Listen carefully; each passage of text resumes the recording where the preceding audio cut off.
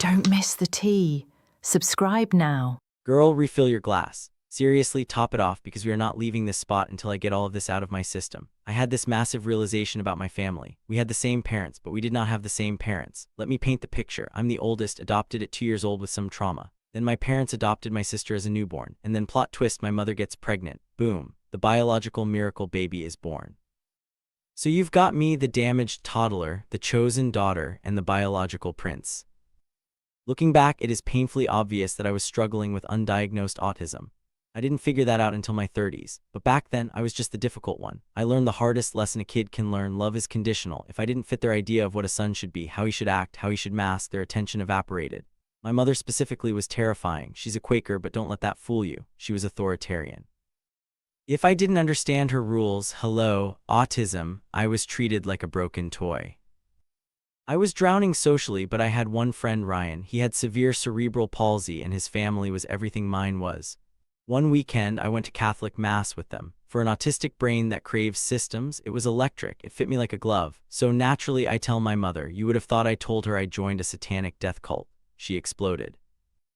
My mother exploded when I told her I liked the Catholic Church, but it wasn't theology. Her first husband left her for a Catholic woman and she held a grudge for decades. Because of that, she forbade me from seeing Ryan, my only friend. My entire social world collapsed. I started getting bullied, stopped caring about grades, and was spiraling. Instead of seeing a struggling, neurodivergent kid, my parents decided I was a bad seed.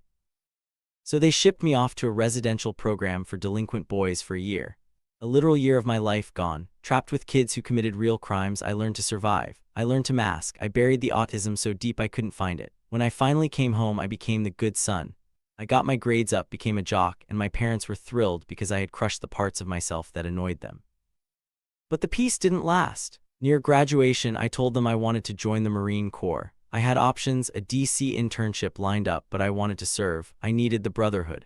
My mother, the pacifist Quaker, lost her mind again. She threatened to kick me out of the family if I enlisted. She looked me dead in the eye and said I'd be dead to them.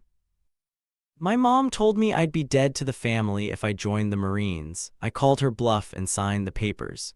Years later, I found out she wasn't entirely bluffing. She had secretly written me out of the will, just cut out, because I served my country instead of her ego. The military broke me in different ways. After I was medically retired, I went through homelessness and addiction. That's when my parents suddenly wanted to be involved. They played savior, loving the drama of having a broken veteran son.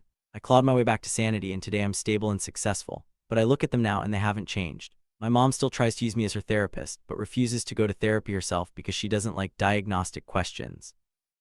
I even tried to bridge the gap. I bought them both Tell Me Your Life Story journals to try and understand them. Neither one has written a single word. They don't care to know me, and this is where the sibling thing twists the knife. My adopted sister, endless praise, and my brother, the biological miracle, oh honey, he lived at home until he was in his mid-30s. Mid-30s. Can you imagine if I had tried to stay home past 18? They would have changed the locks. My brother lived at home until his mid-30s, treated like a prince. Meanwhile, I would have been locked out at 18. Now he's in medical school and he is the sun, the moon, and the stars. My doctor's son, that's when it hit me. We had the same parents, but we did not have the same parents. They got the parents who nurtured and offered a safety net. I got the parents who saw a confused, autistic toddler and decided he was a failed project.